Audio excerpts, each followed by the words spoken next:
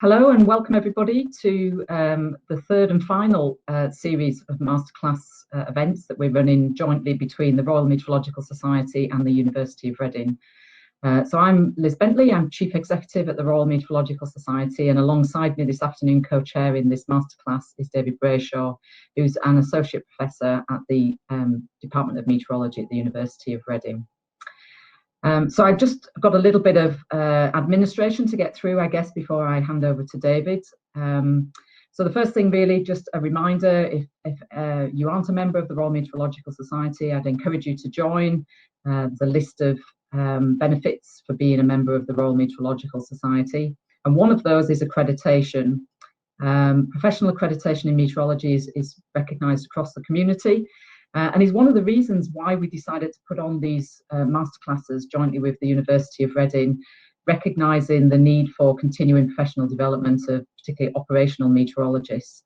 And so we polled, I guess, surveyed the community to find out what people wanted, the kind of style of events. And with the pandemic, we ended up running virtual events, which have been very popular, the third one in the series as we're running today.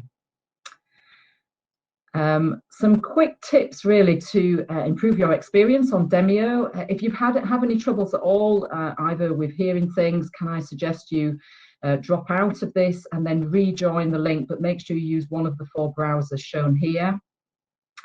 If you want to make the PowerPoint slides a little bit bigger, then you can use the diagonal arrows at the top to expand the window.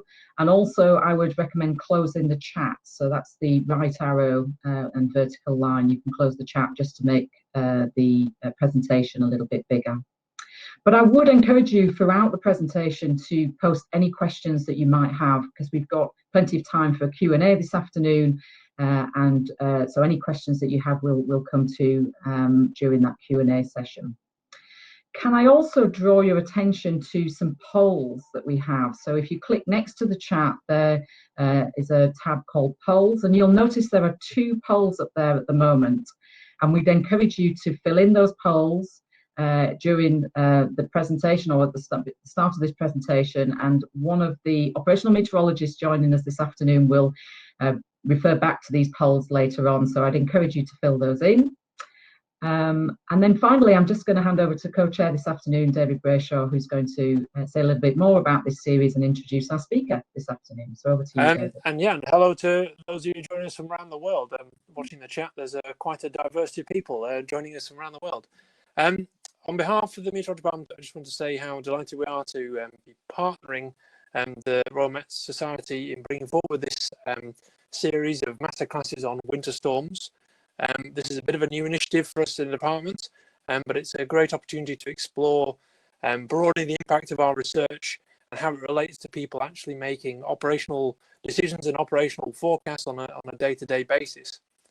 We've had 2 great talks so far. I hope many of you have been able to join us for those on synoptic meteorology and on the effects of climate change. Today's talk is a little bit on kind of intermediate timescales and the issues around subseasonal forecasting and weather regimes and teleconnections. So with that in mind, I'd just like to introduce our speaker for today, Robert Lee, who is a research scientist at the National Centre for Atmospheric Science and the University of Reading. Robert's interested in dynamical meteorology, but his interests span across many different things, from teleconnections, storm tracks, jets, and climate modelling. He's sort of really worked on it all. And he's been very much at the forefront of work on subseasonal meteorology and forecasting, particularly regards weather regimes and teleconnections. So with that, I'll just hand over to Robert to share his thoughts on subseasonal forecasting and European winter climate. David, and thank you to the Royal Met Soc for inviting me to speak. So I'll be speaking to you about subseasonal predictions for European winter. And I'm based at the National Centre for Atmospheric Science and the Department of Meteorology at the University of Reading. So first of all, to just discuss about what the subseasonal time range is. So in this schematic, you can see time ranging from days through weeks, months, seasons, years, decades, and centuries. And then below that, we have the weather forecast timescale, subseasonal, seasonal, decadal, and then beyond that is more like climate projections. Then focusing particularly on the weather and subseasonal timescales, there's quite a few different terminologies. So we call things short range, which is often 1 to 3 days, medium range, which is 3 to 10 days. The extended range goes beyond that up to 30 days, and then monthly predictions are generally like 30 days ahead. And then there's also the intraseasonal timescale, which spans from about 10 to 100 days. With recent advances in our understanding of the climate system, the realization in recent decades that phenomena are coherent across this continuum of timescales has led to a more seamless prediction in terms of the way that we build forecast models. And so this has led to the opening up of the subseasonal timescales for prediction in recent decades. So as an outline for the talk, first of all, I'll talk about the sources of predictability. Then I'll cover some of the subseasonal models and forecasting. And then at the end, I'll touch on an application. And then our other speakers will also touch on a few more applications after that. So now for the sources of predictability, I'll start in the tropics with an oscillation called the Madden-Julian oscillation. This is a major fluctuation in tropical weather, and it's on timescales of weekly and monthly timescales. So that's right in the middle of subseasonal timescales. As you can see in this diagram, we have a region of enhanced convection in the green there, and which runs along the equator, and in front of that is downward convection, or sorry, suppressed convection. So that's downward motion. So this is a coupled packet of enhanced and suppressed convection, and it moves eastwards around the globe. This figure decomposes the outgoing long wave radiation into various time scales along the y-axis and spatial scales on the x-axis in terms of wave number and frequency, and into its symmetric and anti-symmetric and symmetric parts. So if we look at the right-hand figure, in the blue box is where the MJO lies. So that's towards the bottom of the diagram is the longer time scales. So between about 30 to 90 days is in that blue box. And from zonal wave number 0 to about 5, or well, particularly 2 to 5 is the wave number of the MJOs. So that means that you could fit 2 to 5 MJOs in around the equator. So that's its approximate size. A common way of diagnosing the MJO is with a method called the real-time multivariate MJO index. And this is an EOF multivariate analysis. It uses zonal wind at 200 hectopascals, 800 hectopascal, 850 hectopascals. So that's the upper and lower troposphere. And it also uses the outgoing long wave radiation. This is under this method by Wheeler and Hendon. It's split into 8 phases using the principal components just matched against each other, as we can see in the bottom right figure. So this is for the past month or so. So in September, it was in phase 4, then it went into phase 5, and now it's retrograded back into phase 4 a bit. So although it moves eastward, it doesn't always move. Although it moves eastward in general, it doesn't always move eastward exactly as it should. Then on the left, we can see a figure with the enhanced and suppressed convection. So the enhanced convection is in the solid shading, and the suppressed convection is in the hatched shading. So in phases 1, the active convection is over the Western Indian Ocean. Then by about phase 4-5, the enhanced convection moves over the maritime continent, then into the West Pacific. And then by phase 7, it's over the Central Pacific. So next to talk about teleconnections from the MJO. So from the first figure of the MJO I showed you where there was the enhanced and compressed convection, the enhanced convection part often goes all the way up to the tropopause. Then the winds will spread out poleward, so north and south, and then these winds will nudge on the jet streams. So focusing on the northern hemisphere here, in the schematic on the top, you can see that when the MJO is in phase 3, so that's over the eastern Indian Ocean, the divergent winds will nudge along the jet stream, which is in the line contours, and then the suppressed part of the convection will cause convergence where the suppressed convection is in the MJO, and this enhanced or this divergence and convergence will then nudge on the jet and trigger Rossby waves. These Rossby waves then travel along the jet streams, and that's because jet streams often act as waveguides, as you can see in the schematic in the bottom left in Hoskinson and Breezy 93. And then waveguides guide Rossby waves eastward downstream along the jets in Rossby wave packets, much like in the schematic on the bottom right. In some recent research in CO et al. 2016, they showed how different Rossby wave numbers propagate along different paths. So in this idealized baroclinic model experiment, they triggered Rossby waves in the Western Pacific in the tropics, or just north of the equator, and investigated the path that they took. So when the Rossby wave number was 2, so you could fit in 2 high and low parts around the globe, then the Rossby waves would travel in a canonical arc-like pattern. So they'll go high up to the high latitudes over Alaska, and then they will come arc round and curve back down to the tropical Atlantic. Whereas when the Rossby wave number was wave 4, then it would travel along the jets and make its way into Europe and beyond.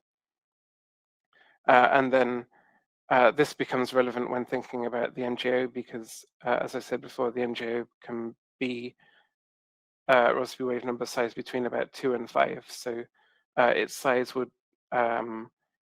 will dictate the Rossby waves that are triggered and how they would propagate. When the MJO is in the East Indian Ocean, the teleconnections often take around 10 days to reach Europe. So the MJO is a subseasonal phenomena, and it's important to think about the background state that these Rossby waves and the MJO travel through. So the El Nino Southern Oscillation is a seasonal to annual varying phenomena. So, for example, this year we're in a La Nina state, and we expect to be in that state for the whole of the winter. So that means that from the perspective of the MJO, the background state of the El Nino is approximately constant. So therefore, we refer to it as a background state for the MJO, and ENSO can modify the wave number of the MJO. And that's because as the circulation around the El Nino Southern Oscillation that either stretches or compresses the MJO, adding to or subtracting from the convection, depending on where the MJO convection is itself, as shown in the schematic on the right.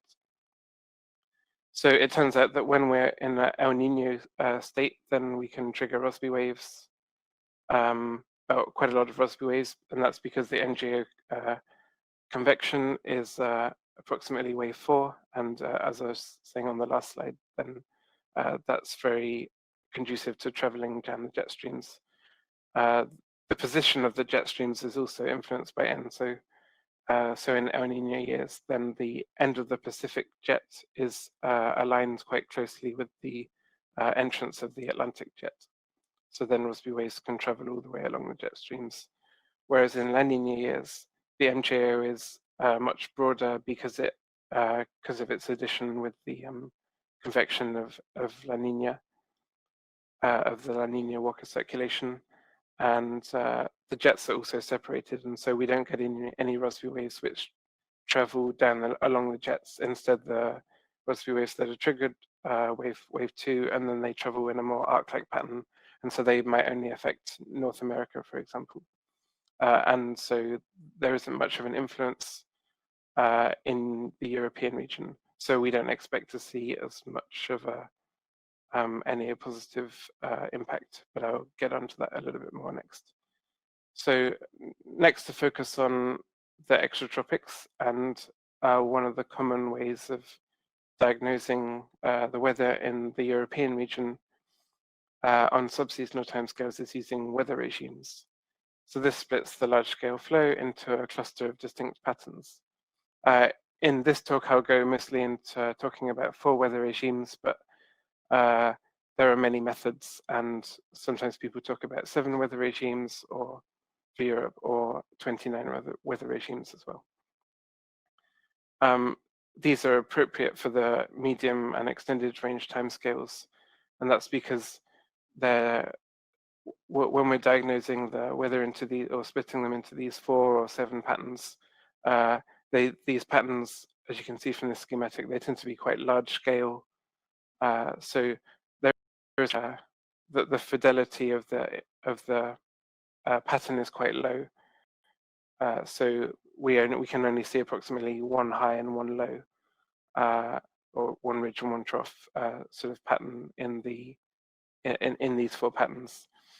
However, these 4 patterns provide more information than, say, just using an NAO index, which again is even more spatially averaged. There's even less information in that. And say using the NAO index might be more appropriate for a longer timescale, such as on seasonal timescales. This is just to illustrate the surface impacts of the 4 weather regimes that I'll talk about. So we have the NAO-like weather regime, the NAO negative-like weather regime, the NAO positive-like weather regime, the Atlantic Ridge weather regime, and the Scandinavian blocking weather regime. So on the top row, we can see temperature anomalies, middle row is wind speed anomalies, and bottom row is rainfall anomalies. Because I'll just be discussing the winter season, these are all appropriate for the winter season. So with the NAO negative pattern over the UK, for example, we get cooler weather and calmer weather, so reduced winds. With NAO positive, we get warmer weather through most of Europe, and also windier weather for the UK, and wetter weather as well. Then, say, looking at the Scandinavian blocking pattern, that also leads to reduced wind speeds over Central Europe, and also reduced precipitation amounts or reduced rainfall. The Atlantic Ridge is slightly focused more in the Atlantic itself, so it's a little bit less useful for Europe itself as a continent. The next thing to talk about, linking all of these things together, is Rossby wave breaking with the weather regimes. So first of all, for the NAO positive weather regime, we tend to have anticyclonic wave breaking on the equatorward side of the jet, and the Atlantic Ridge and Scandinavian blocking also has its wave breaking on the equatorward side of the jet as anticyclonic wave breaking. Then comparing that with the left-hand column, we see that there's more cyclonic wave breaking, which is the upper row, in NAO negative weather regime. So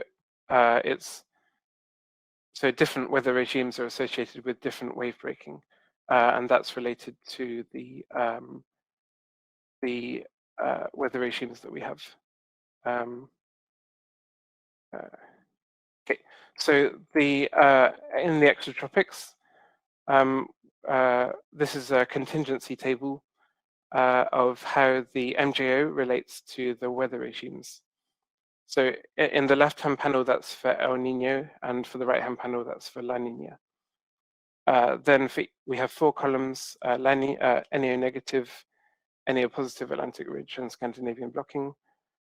And then on the rows of each panel, we have from MJO phase 0, which is when there's no active MJO, which happens about a third of the time. And then below that, we have phases 1 through 8, which occur about 2/3 of the time in the winter, and they're split about equally between them. So in a paper by Casu 2008, published in 2008, they found that there was a strong increase in the NAO positive weather regime after MJO phases 1 to 5. Then there was a strong increase in NAO negative weather regime after phases 6 through 8. In a paper published last year, me and some colleagues, we looked at how the La Nina and El Nino inside background state affects these teleconnections. We found that the NAO positive weather regime teleconnections from phases 1 through 5 mostly occurs during El Nino years, and so that's the orange anomalies that we see in the left-hand panel for the NAO positive column. Whereas in La Nina years, we don't see any increases in the occurrence of the NAO positive. So in El Nino years, we have approximately double occurrence of NAO positive, whereas in La Nina, we see climatological amounts of La Nina, of NAO positive. Then for phases, then the NAO negative weather regime is also comes slightly later in La Nina years, and that's also stronger. It's up to 2.5 times climatological amounts of NAO negative then. So it's important to take into account the background state and the MJO as a way to predict which weather regime we'll get for Europe, approximately 10 to 15 days after the MJO phase. So then to build a complete picture of how these teleconnections travel, then I've developed a schematic here. So where the MJO, this is for phase 3, when the MJO is in the active convection, is in the East Indian Ocean. The divergence and convergence anomalies trigger Rossby waves, wave 4 Rossby waves. These travel along the jet during El Nino years, and then the anticyclonic wave breaking on the equatorward side of the jet leads to NAO positive weather regime for Europe 10 days later. And now to just quickly touch on a different pattern of weather. So instead of diagnosing 4 patterns, I briefly mentioned that you could diagnose 29 patterns. That's also been done. So there's a weather pattern set called the Grosswetterlagen, which was developed in Germany in the 40s and 50s and 60s. These use 29 patterns instead of 4, like I said, and in a paper published this year, I had a master's student, also with the last name Lee, looking at how these MJO teleconnections relate to the 29 patterns rather than the 4. We found that there's increased fidelity. So comparing the in this right-hand figure, comparing the MJO from phases 1 through 4, we can see the anomalies, and then in the very right-hand column, we can see that the in this SWZ pattern, which is southwesterly cyclonic in German, abbreviated as SWZ, and its teleconnections occur slightly earlier than NAO positive, or so in a previous phase, or later than NAO negative, so in a later phase. So by looking at 29 patterns, you can get an increased fidelity. However, because there's 29 patterns, their spatial scales is smaller compared to the 4 patterns, and so this is more appropriate for the medium range rather than the extended range, so more like 5 to 10 days or something like that. Next, to talk about another source of predictability in the extratropics.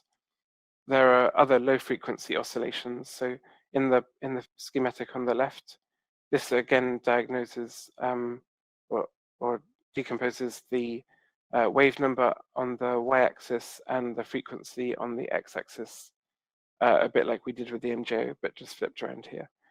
And so there's dashed lines marking 45 days and 120 days for, and we can see that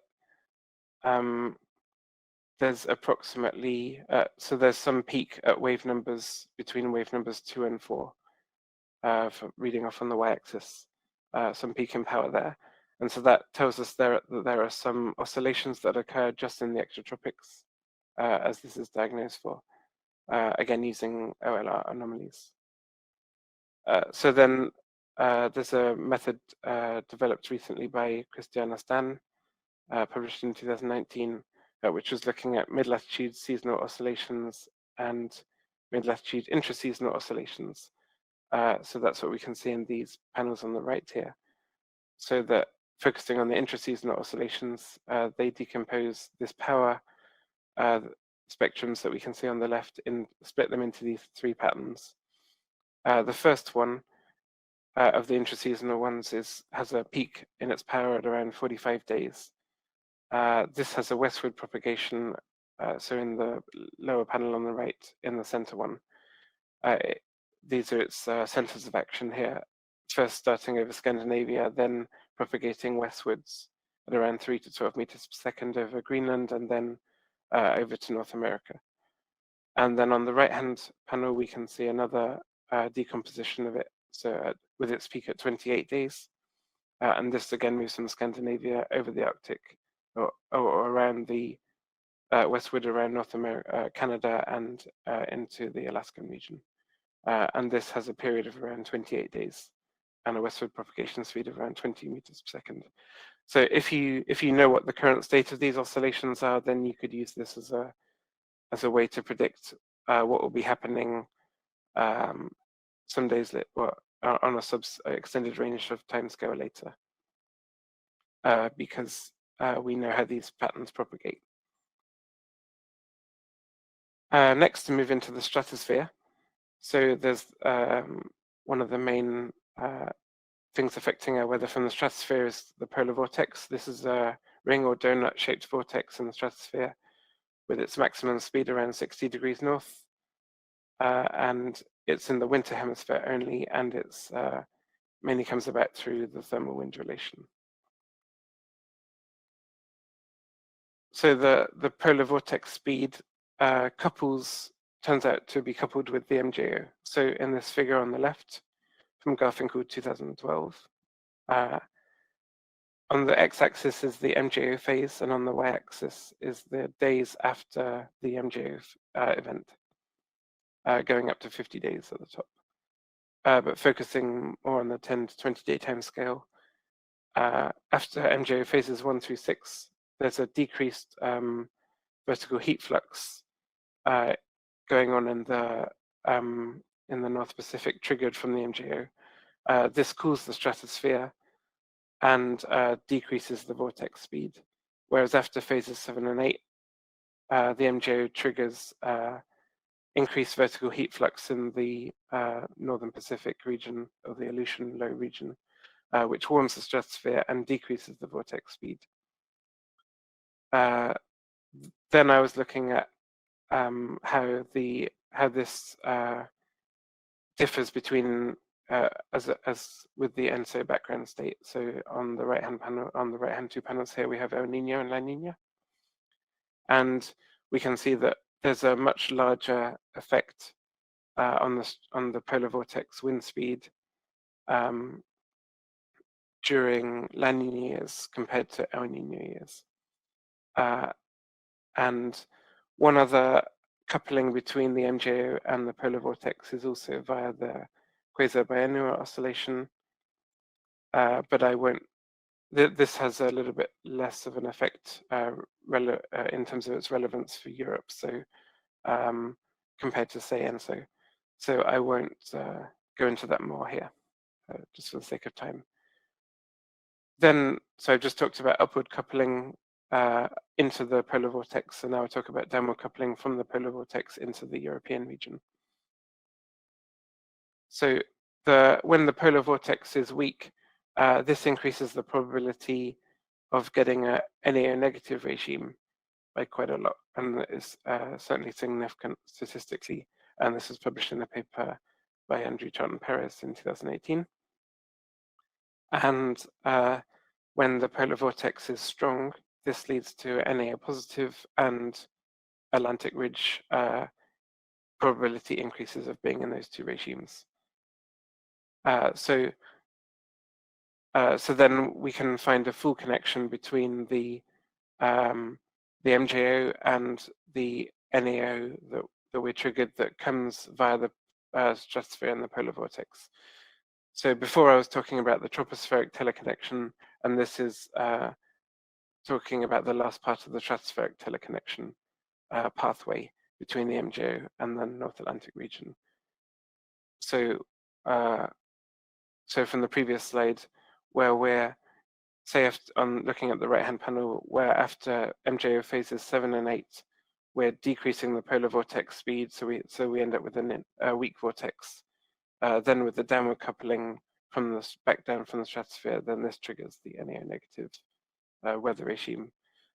The southern stratospheric warmings are very connected with the polar vortex speed. It's just looking at more like single events rather than the general speeds. So in a paper by Daniela de Meissen published this year, they were looking at how they were using the 7 regimes rather than the 5, rather than the 4. But the Greenland blocking, which is a bit like the NAO negative like weather pattern, is more likely just after the onset of southern stratospheric warmings. And so here on the left-hand panel, it's centered on the maximum of the southern stratospheric warming, but we can see that in the upper levels where the red colors begin along the timeline. Also, when we look in the lower troposphere towards the bottom of the y-axis, we can see that these increases in the ridging indicate that the Greenland blocking-like pattern is triggered almost just after the SSW onset. Now I'll talk about a few other sources of predictability in the Earth system relevant for subseasonal timescales, one of which is land surface processes. It's more focusing on the slowly varying aspects of the land surface and its processes. These involve the surface fluxes, so radiant energy, heat, water, and momentum. But it's of particular relevance is the states of the soil moisture. So if we're in a drought state or a very wet, flooded state, the amount of snowpack that's there, the vegetative state. So if it's in drought, then the vegetation will be having less transpiration and less latent heat released. And also the state of lakes, if they're frozen or not frozen, for example. And also, although boundary layer responses are typically on a diurnal timescale, so that's 1 day, there are positive feedbacks which occur, which when they're occurring, say, over 10 days, these positive feedbacks will add up, and so therefore also relevant on subseasonal timescales. So it's important to get them correct in our models and have a good land surface. Next, to move on to oceans. Although on a larger scale, like a basin scale, these are more relevant for annual to decadal timescales. There are parts of the ocean or aspects of the ocean that are important on subseasonal timescales. The ocean moves on a slower state due to its larger thermal inertia. And so the more relevant aspects are the small-scale oceanic features, which are more like 100 kilometers, because that's the Rossby radius of deformation in the ocean. And so this particularly involves things like the position of oceanic fronts and how these move. So, for example, the boundary of the Gulf Stream as it separates from the North American coast or the eastern seaboard around the Cape Hatteras region. So then does the Gulf Stream move north or south slightly? These can have impacts on the storm track which passes overhead. And also mesoscale eddies. These eddies can persist for months, and so on this figure on the right, we have satellite observations of temperature anomalies for a winter just west of Japan. So this is the Kuroshio extension region. Just as there's some of the northern islands of Japan on the left of the plot. So you can see the approximate size of these mesoscale eddies. Like I say, they're around 100 kilometers or so. These act as heat sources and sinks, and they're intrinsically generated by oceanic processes rather than by the atmosphere. They're particularly important when they're located near atmospheric baroclinic source regions, like I said, with the Gulf Stream and the Kuroshio, because the storm tracks pass just above that, as we can see in the schematic at the bottom here. So where we have the warm and cold SST anomalies, then these have different, these moderate the fluxes, and if you have large anomalies of SST, this can trigger more active convection and latent heat release, intensifies the storms, and also steers the storm track direction. And finally, so I covered oceans, and finally for sea ice is one of the other main aspects as sources of predictability relevant to subseasonal timescales. There's limited predictability in sea ice compared to, say, the ocean, which can go up to decadal timescales. But so in the sea ice, it's more limited to around months due to the relative thinness of the ice, and because it's strongly driven by the atmosphere. So say if a synoptic storm goes over the ice, then it can break that up. So that limits the predictability severely. However, sea ice acts as an effective insulator, which can transform the surface to behave more like land rather than ocean. And so the atmospheric near surface temperatures will vary more strongly and rapidly as it does over the land compared to the ocean.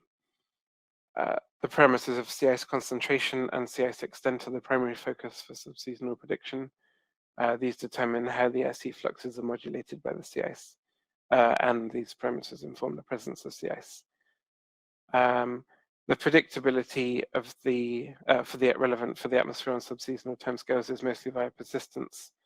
So this figure at the bottom is a lagged correlation. So if we focus on the orange colors, which are more like the subseasonal or extended range timescales from 10 to 20 days, perhaps, we can see that we have lagged correlations of around 0.8, which is fairly high. Throughout most of the year, we have some dips, so it's a little bit seasonally varying, but yeah, we can get predictability from the sea ice. So now I move on to models and forecasting.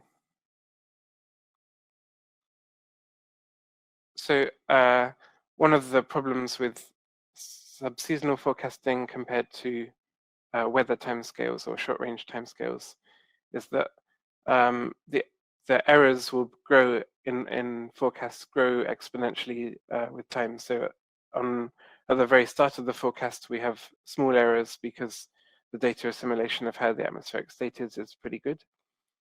But then any errors in these will grow because it's a chaotic system, and so then we only have finite predictability.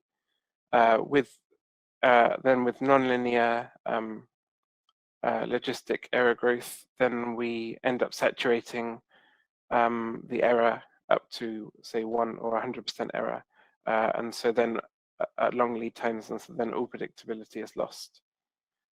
So then it's a balance on a subseasonal timescale. We have a balance of this initial value problem.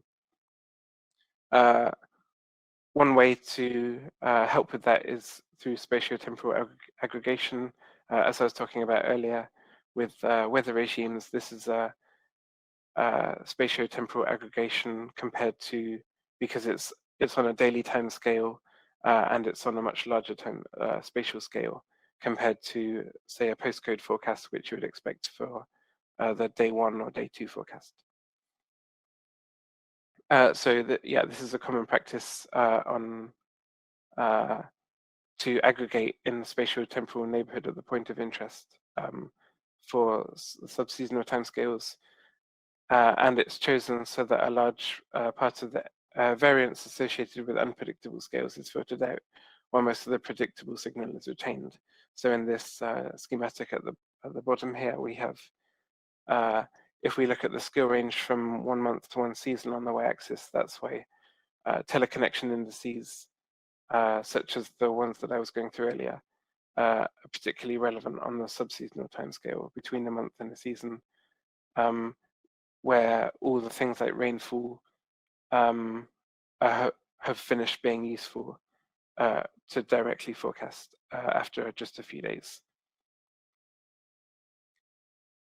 So then there are 2 main methods for forecasting on the subseasonal timescale. You can either have statistical forecast models or dynamical forecast models. So for statistical forecast models, these are just some probabilities that you calculate from past weather statistics. So for example, here I've calculated the probabilities of each of 4 weather regimes and you input the initial conditions. So this is just based on the last 40 years of weather data that we have. And here we've got the starting MJO phase is phase 4 on day 0. And we know the starting weather regime of NAO negative, positive Atlantic ridge and Scandinavian blocking in each of the 4 subpanels. And then as we go through the days, from 1 to 15, in the solid line, this is the prediction with knowing the MJO phase 4 as the start, whereas the dashed line is if we had no knowledge of what the MJO is. And so this alters the probabilities of being in each regime accordingly. So if we know the starting regime, we know the starting MJO phase, and also if we know the starting ENSO background state and so on, then we have more accurate probabilities of being in each regime.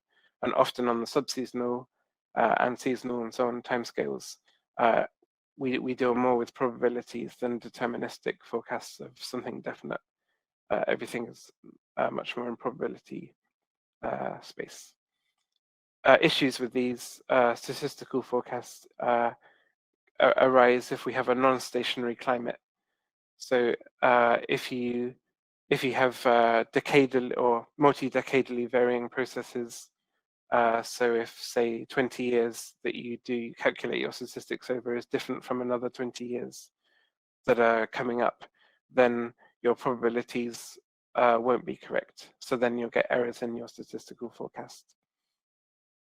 And also, if there's another very important process that we didn't account for in our statistical model that we built, then if that's not included, if that process isn't included, then again that will lead to errors in the statistical forecast. Then now to move on to dynamical or numerical prediction, or often just called model forecasts.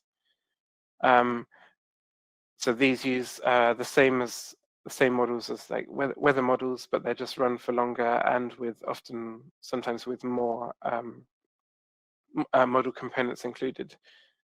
So I'll just go over that now. So there's been many improvements in subseasonal prediction over recent decades. This is owing to improvements in the observing system, especially with satellites in recent decades. So this gets the initial value problem part of the problem correct for when we start running the forecasts, especially with the observing system and data simulation now able to handle things like soil moisture states, more in the ocean states, and also in the stratosphere states as well. And then the other main part of this is improvements in modeling. partly through improvements in computing power, so increased resolution of the models that we can run, both in the horizontal with the grid spacing and in the vertical with the number of levels and going up higher into the stratosphere. Increases in the number of ensembles that we can run so that then we have better statistics of the probabilities. And also improvements in adding in more components into the model. So it becomes more of an Earth system model rather than just an atmospheric model. So adding in land model, ocean model, CS model, and improving the stratosphere, all as additional components to the model. And then also with model development, such as improvements to dynamical cores, there's much research going on that, and also in physical parameterizations, because many processes that go on in the atmosphere can't be resolved in a grid. They're often much smaller than the grid, so then they have to be parameterized using equations and fitting parameters to them. Then there's so when thinking about forecasting weather regimes, there's papers by Stroman et al. In 2019 demonstrating sensitivity to model resolution when forecasting weather regimes, and they've been found across models. And also there are problems with signal to noise. So that's when the ensemble members aren't able to extract a signal well enough, and they end up predicting sometimes missing events. And that's where the physical processes do not provide sufficient forcing to nudge the forecasts. So for example, if the teleconnections that I was talking about earlier, if the connections are not well represented in the model, and say you have the MJO is in phases 2, 3, 4, 5 for quite a long time, and we're in an El Nino year, then these teleconnections would be nudging the model to be in an NAO positive state for a long time.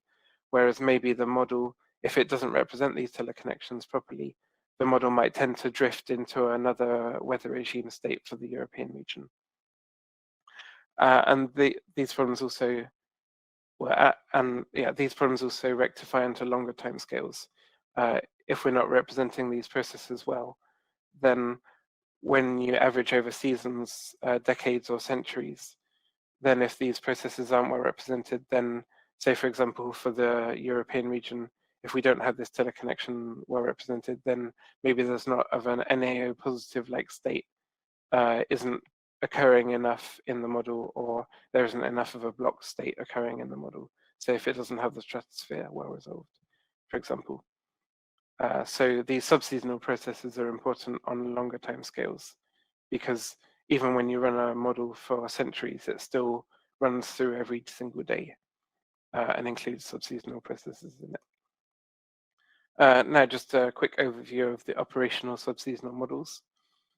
There are two main experiment groups that researchers use to investigate the models and look at errors and biases in the subseasonal models.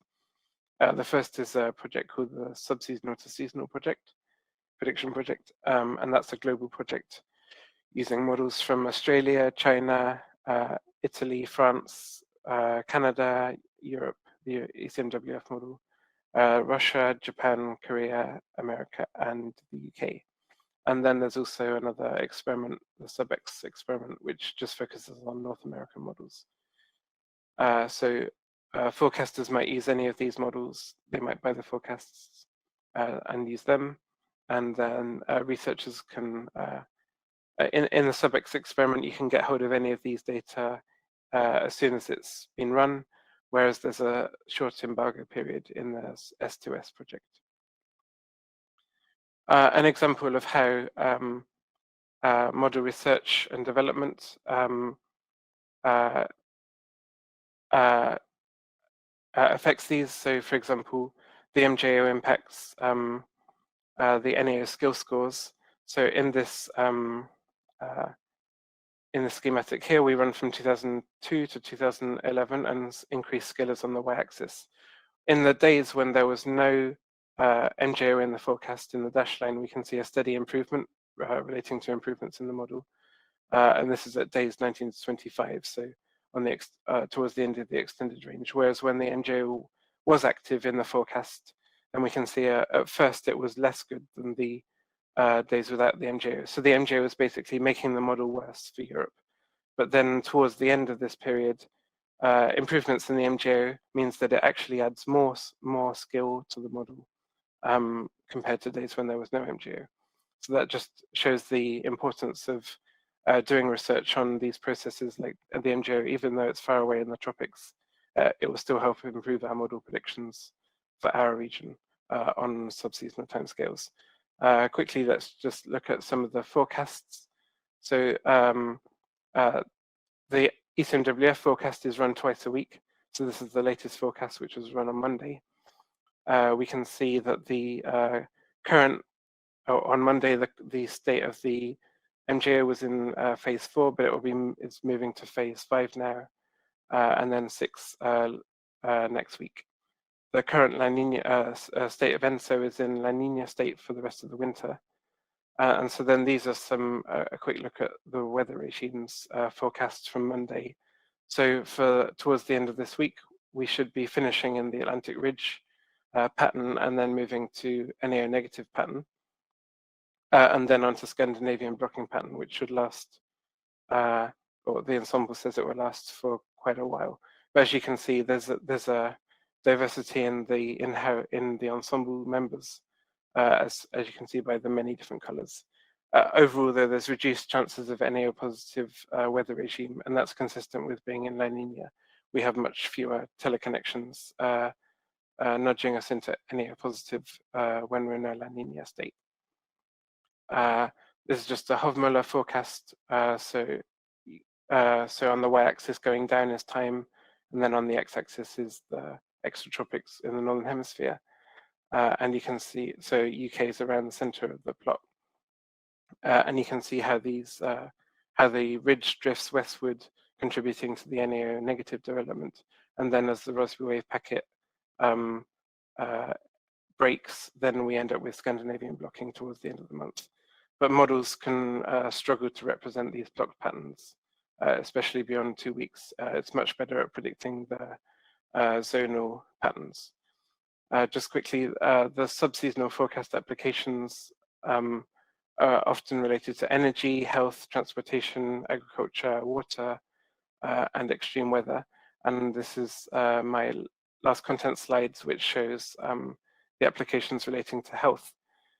So on the top right, I've just reshown the NAO negative temperature anomalies, regime temperature anomalies. And this relates to health because we found that there's been extreme increases in hospital admissions and mortality during NAO negative regime.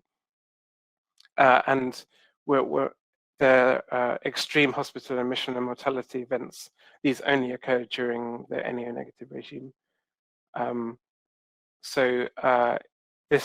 These subseasonal forecasts could be helpful for preparing for weather events that are lasting for, say, a week, say, for example, the beast from the east. So to summarize, I've covered the main sources of subseasonal predictability, including the MJO and its teleconnections, weather regimes and low-frequency oscillations in the mid-latitudes, the stratosphere, land surface processes, the oceans, and sea ice. And I've covered a bit on models and forecasting, including the differences between statistical and numerical model forecasts, the numerical model forecast configurations and complexity, and the need for spatial and temporal averaging.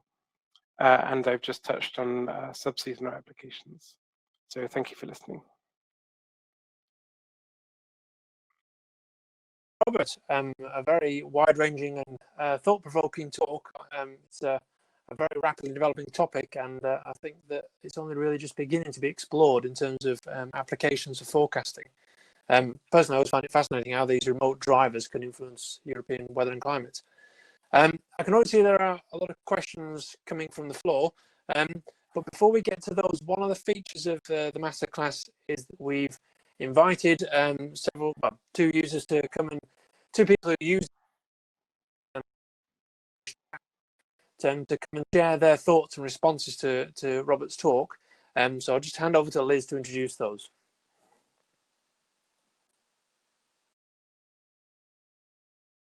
To invite Isla Finney and Matt Dobson. So Isla is Director of Lake Street Consulting, who provide weather forecasts and energy information to businesses.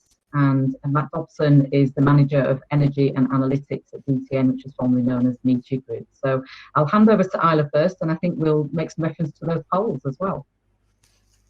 Thanks, Liz. Yeah, so I'm behind the polls that were suggested, and I see some of you have had the chance to take part. If you haven't, don't worry about it. So the first poll was asking how far ahead are you confident to forecast weekly average temperatures for London, Paris, Berlin, and Vienna during winter. And the outcome seems to be split between 1 week and 2 week, with very few people, 11% saying week 3, nobody going beyond week 3, and 16% saying depends on the background state at initialization. So very much week 1, week 2, few of you week 3.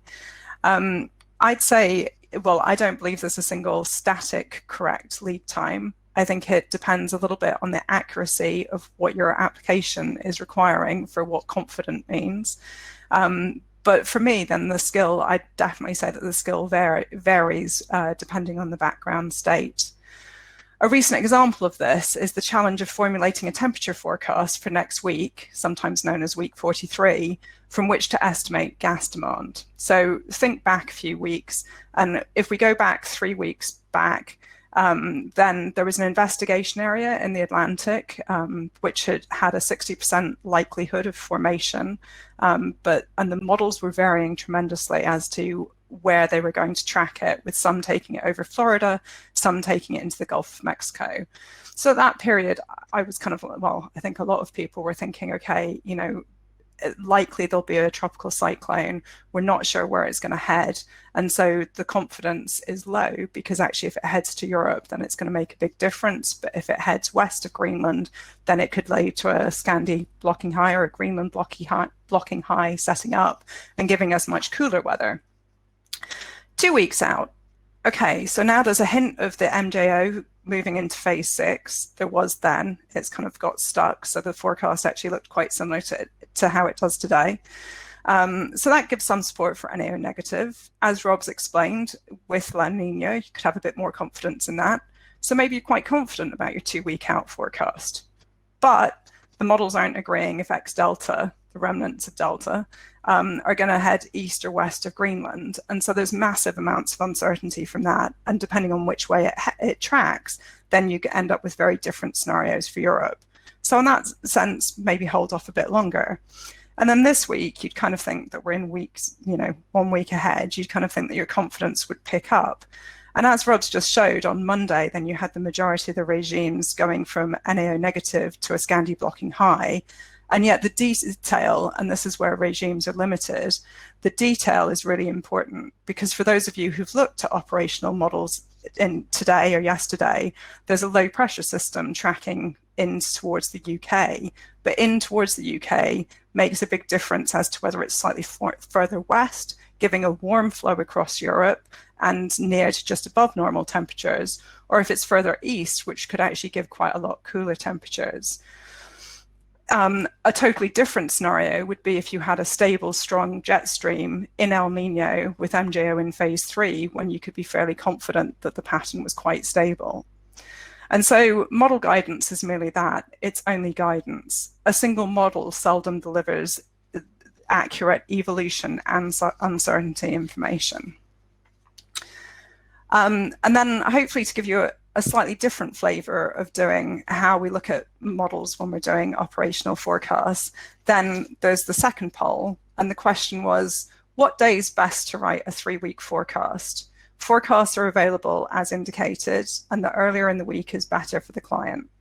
So on a Monday, suppose that you've got the GFS 35 day, the new forecast that's been available for the last few weeks, a little bit of an unknown quantity, because we don't know how much bias is in it, whether the increased spread in the forecast means that it's correctly dispersive rather than previously being under dispersive, or whether it's spot on. Tuesday, we've got the GEFS and the EC 45-day, the month ahead EC.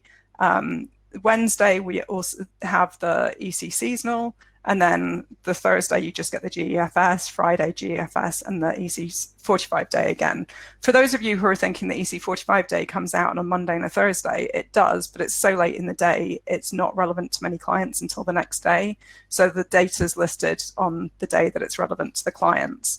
And that's also a big part of what we have to think about. And so from the replies, a lot of you would go with Tuesday when you have the second lot of the GEFS and the EC 45-day. And I totally understand the Tuesday versus the Friday because you're trying to get it out to the client as early as possible in the week. But very few of you seem to value the EC seasonal very much, which is a bit of a surprise to me, really. It actually does have, there's a paper by Dorrington et al.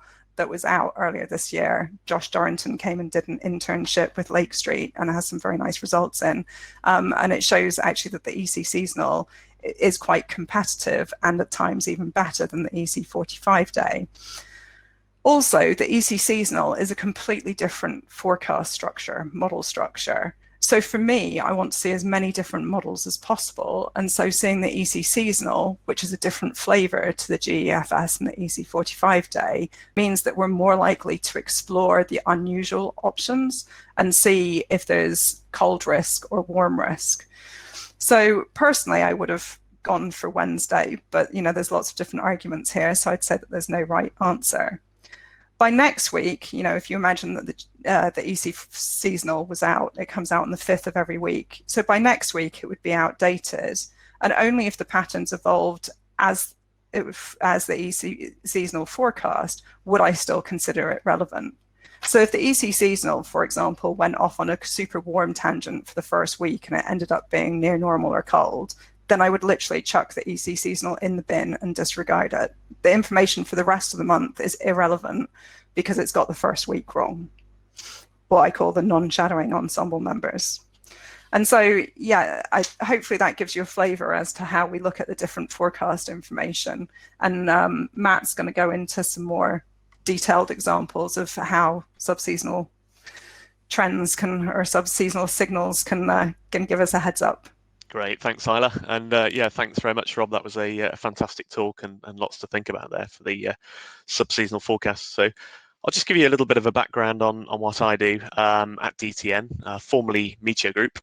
So we're based in London. We have quite a wide-ranging customer base, including transport customers, a lot of utility and water company customers, along with customers interested in the demand for gas and the distribution of gas around the UK and Europe. And finally, energy trading and sort of analysts type clients who are after the very latest forecast model information and opinions. So Rob's touched on some great stuff in the talk about interplay between like the MJO and the polar vortex. And I'll just show you or tell you about a couple of examples of where we've used some of the research going on in universities like Reading and the application of that research into a sort of live forecasting environment. So if we cast our minds back to early 2018, back in sort of January, early February 2018, we're in a weak La Nina type weather pattern with, I think already the La Nina this winter is stronger than it was in that particular winter. So weak La Nina. An MJO starting to strengthen in phases 6 and 7, so over the western and central Pacific, and predictions of a weakening polar vortex. So straight away at Meteor Group, as it was called then, we were able to use some of this knowledge of the MJO and how it can impact potentially on the polar vortex. As Rob mentioned, MJO in phase 6 to 8 tends to have a more impactful, or the teleconnection is stronger between the MJO in phase 6 to 8 and the NAO going negative.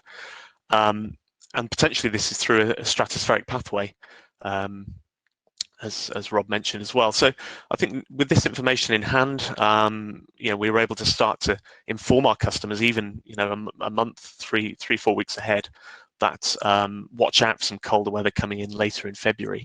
And this was really before the models were starting to show any tangible signals. And just to sort of mention another thing that Rob said about the models struggle sometimes to show any kind of extreme signals, and of course it's extremes that our clients are most interested in. You've got the transport clients, so basically the councils and the authorities who grit the roads.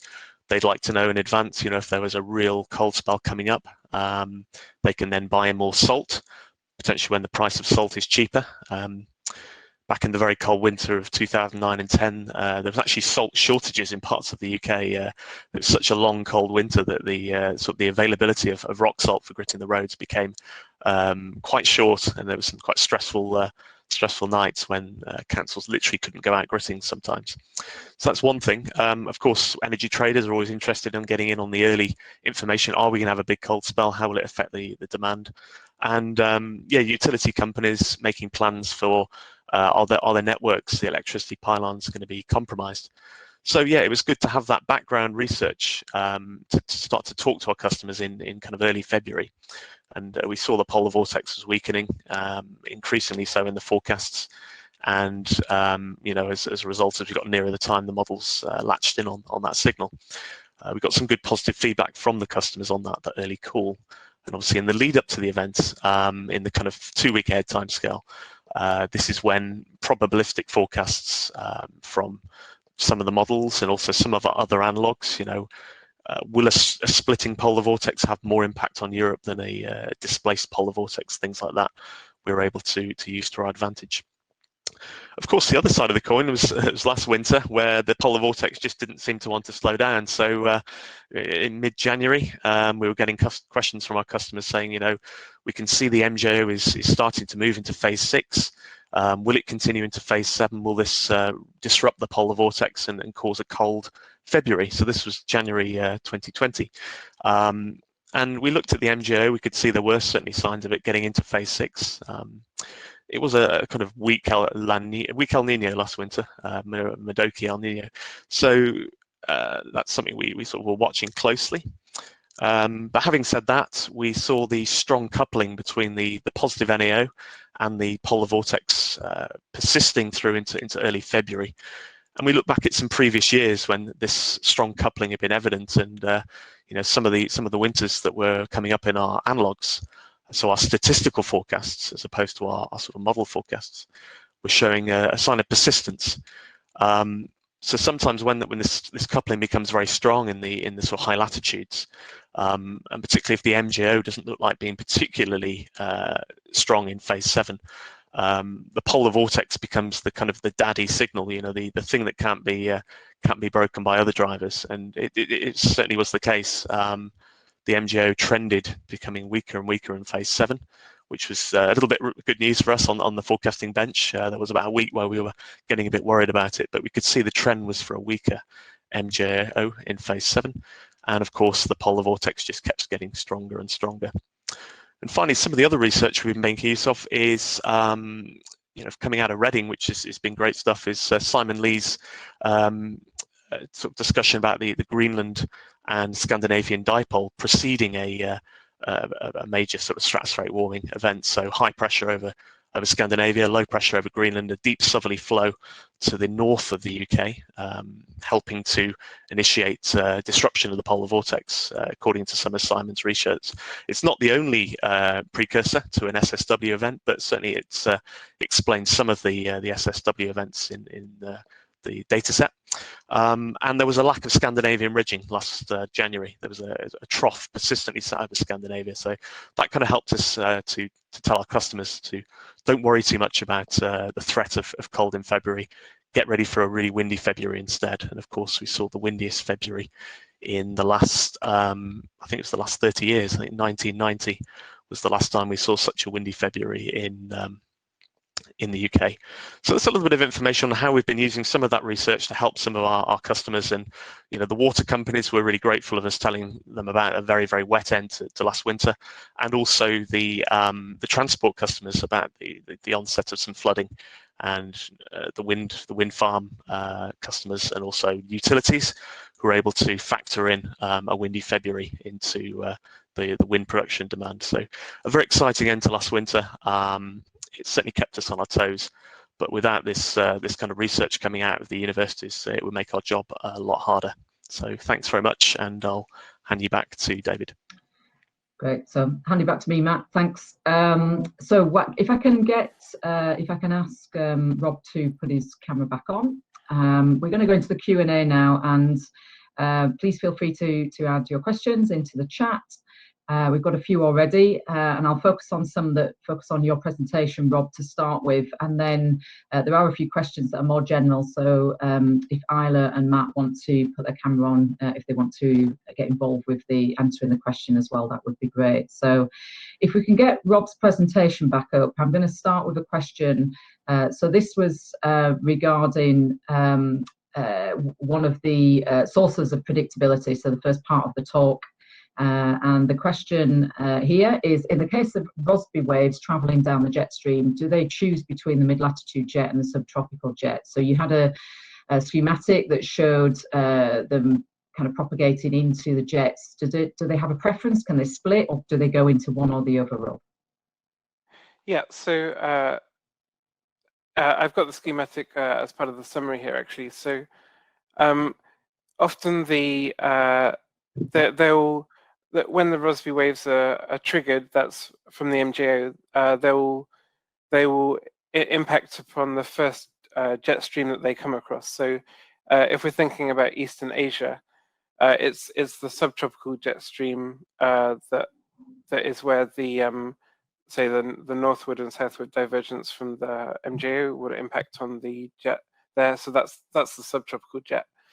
But then most jets tend to curve or to move polewards as they move east. So in this schematic, the line contour is approximately marking the position of the Pacific jet there. So it starts off as the subtropical jet that moves over or just south of the Himalayas. But then by the time that it goes across the Pacific, it will end up over the Vancouver kind of region, and there it will be more like a mid-latitude jet. And then the same will happen for the Atlantic. So the jet will be a bit more subtropical at the entrance to the jet over, say, Baja California, Mexico region, and then it will end up as the mid-latitude jet by the time that it comes over Europe. So this is the upper levels. So for the whole process, the Rossby waves will start off in the subtropical jet over the Pacific or over Asia, then end up being in the mid-latitude jet by the time that it gets to the Canada, and then back in the subtropical jet over the Gulf of Mexico and then in the mid-latitude jet by the time that it gets to Europe. It depends on if we're looking at zonal means or just in a map sense as to whether jets are really subtropical or mid-latitude. Often they just curve northwards. So that's yeah. Great. Okay, thank you. I don't think we kind of had a schematic of this, but what does the jet stream wave breaking look like at either 300 or 500 millibar charts? Do you have any? So one of the best ways to visualize wave breaking might be on PV charts, so potential vorticity maps on isentropic surfaces. We're particular fans of that at the University of Reading, pioneered by Brian Hoskins. But you can, of course, see them in other charts as well. So if you were to look at geopotential height at 500 or 300, then you would probably see them. So it would look a bit like if you imagine waves breaking on a beach, the wave would curl over, and then at the point when it curls over, you see often a cutoff low or a cutoff high, depending on whether it's breaking as anticyclonic wave breaking or cyclonic wave breaking. That just indicates the direction of the wave breaking, whether it's breaking to the north in cyclonic wave breaking, where it would be more like over the Greenland region to create a blocking cutoff there, or if it would be anticyclonic wave breaking and it would break over more like the European region. Great, thank you. Could you move back up to the slide? It was under your applications, the final section. This was to do with the increase in hospital admissions. Great. So we had a question here. What causes the increase in hospital admissions with an NAO negative? So this is mostly due to communicable diseases related to cold weather. So it is the NAO negative weather regime which brings cold weather to the UK.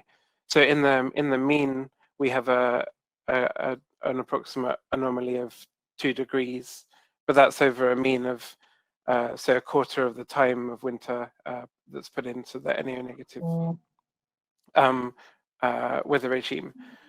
So on smaller, larger events, you might have cold weather for which will be much colder than just 2 degrees below the normal for the time of year.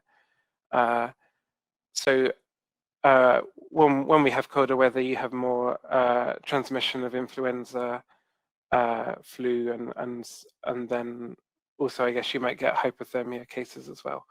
But all of these cause increased admissions into hospital and mortality as well. Thanks, Rob. I guess a question for me following on from that, I mean, this focuses obviously on winter extremes. Would it be fair to say, I guess, the skill in predictability of winter kind of subseasonal scales has improved more so than maybe in summertime? Yes, correct. That's partly because some of these processes are different in the summertime. So the Rossby waves, which bring the teleconnections from the MJO, we have a faster jet stream in the winter season, and so we're more likely to get these teleconnections, which increase our predictability into the extended range. And secondly, the MJO is much more active during the Northern Hemisphere winter, even though it's in the tropics. It's much more active during the boreal winter than the boreal summer. So, and then lastly, also the polar vortex is active much more during the winter, whereas we don't have a polar vortex during the summer. So all of these things add the predictability on the subseasonal timescale. Whereas when we're in summer season, we still have some Rossby waves coming from upstream, but they're less organized from a particular predictable thing like the MJO. That we might get Rossby waves instead triggered by, for example, mesoscale thunderstorms over the USA can trigger Rossby waves during our summer and spring. But these are much less predictable. They're not like a constant oscillation which is moving around the world. So this decreases our predictability in the summer season. Other things that will provide predictability in the summer would include things like the land surface. So where we have droughts and heat waves and stuff, they would add some predictability, but again, not as much as winter. Great, thanks, Rob. Can I bring Isla and Matt in here for the next question? So this is the question is, to what extent do users consider measures of forecast skill reliability as a function of region, lead-in time, seasons when using model data? Matt, do you want to go first? Yeah, sure. So yeah, good question. I'm just reading it as well. So to what extent do users consider a measure of forecast skill reliability as a function of region, lead time, and season? So I think we've already touched on the seasonal aspect that Rob was just talking about. Then is in generally the drivers and the signals become stronger in the winter time. You've got this polar vortex which can act as a predictor or enhance the predictability. In terms of the forecast skill, I think Northwest Europe's got to be one of the hardest places to predict the subseasonal for.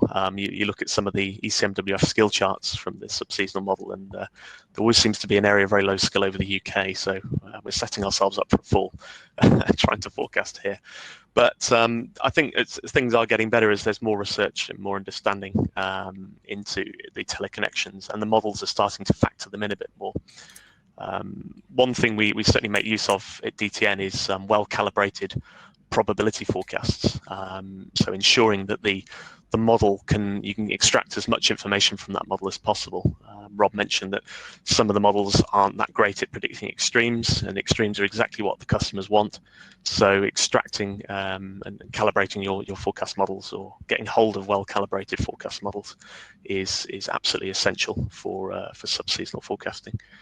Isla, do you want to continue? Yes, yeah.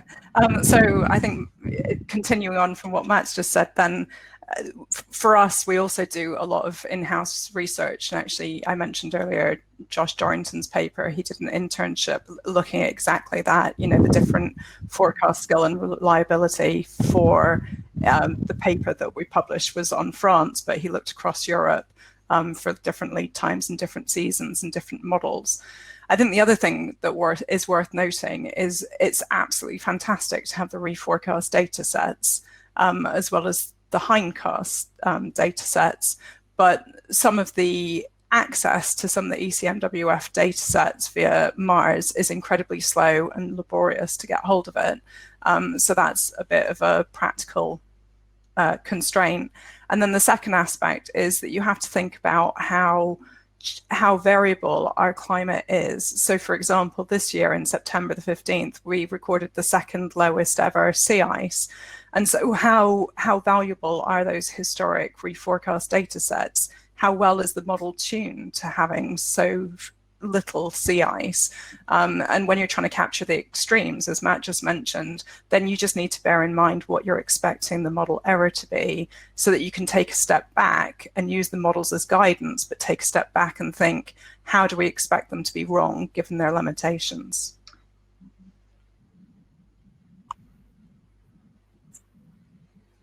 Maybe you're trying to predict, you can predict a warm summer like 2018 with reasonable confidence a few months ahead, but trying to predict the sort of weeks that lead up to that can be more difficult. Trying to get that extra granularity of weekly anomaly as opposed to a seasonal anomaly. So that's just from my own experience. Thanks. A question from me again to the three of you. I mean, the general public are becoming more familiar with words like polar vortex and sudden stratospheric warming, and we've obviously, in the presentation, we know there's many complexities, many sources that can kind of influence the subseasonal predictions. But once this information gets out, is it useful that these terms are more commonly understood, or is it more of a challenge to you to get those messages across? I think it's definitely very useful. I mean, I think, and I will mention Judah Cohen, I think he's done a tremendous job of putting a blog out there. And I don't agree with everything he says, but I think it's very good that he publishes things before they're peer reviewed to get people talking. And certainly, I've noticed over the years I've been forecasting that the clients that I speak to are increasingly well versed and knowledgeable, and the fact that they know what the polar vortexes, SSWs, they've done a lot of readings, and whether it's farmers or whether it's energy clients or insurance clients, then the fact that they know these terms means that you can talk about where the uncertainties are arising in the forecast and how the different phenomena are interacting together. So I think from my point of view, it makes my job a lot easier than it was 15 years ago. Said in terms of the customer kind of is aware of things and you can educate them, and there's a lot more kind of knowledge available now. On the negative side is media, newspapers, particularly the tabloids, are trying to sell papers in a difficult media market these days. So terms like polar vortex and ones that they make up themselves can lead to some confusion. And sometimes actually the term polar vortex can mean different things depending on what continent you're based. So in the US, they tend to call the polar vortex the kind of tropospheric circulation that comes down in the winter, whereas in Europe we tend to more refer it as the stratospheric event that develops in the winter. So sometimes it's good to be very clear on what you mean when you're talking to the customers as well. Rob, any thoughts on that? I would add that say if you give media interviews, with the public having increased knowledge of some of these things, means that you can spend a little bit less time re-explaining some of the basics, and you can have a bit more time to go in some of the new detail. that we're researching. So yeah, I'll definitely say it helps with the public's increased awareness of these terms. Great. I'm going to go for one more question. So this is COVID related, I guess, current situation as well. So is there current research as to whether a negative NAO winter may also have an effect on hospital admissions for COVID-19? Does anyone want to have a go with that question? I used to do mathematical ecology and biology and teach the course at Oxford. So just from that point of view, I'd say only token weather input. I'd expect that NAO negative means it's colder, means that people are less likely to go outdoors. They're going to stay indoors. And so transmission is likely to increase inter-house, but not necessarily increase between households. But I think overall, NA negative would be expected to increase COVID admissions. But yeah, that's more from a past career than weather-based. Yeah, I'm not aware of any active research on the topic of COVID with the NA negative, but I would also expect that there would be, you would also get more cases of other, like given that a communicable disease like influenza increases in general over the past record during NA negative events, then I would expect that COVID would follow the same pattern, because the structure of COVID with its lipid layer, in this sense, behaves a bit like influenza, even if other parts of the virus are different. Great. Okay, thanks very much, the three of you. So a big thank you, Robert, Matt, and Isla. I'm going to close off there and hand back to David, who's just going to close the session. Thanks, everyone.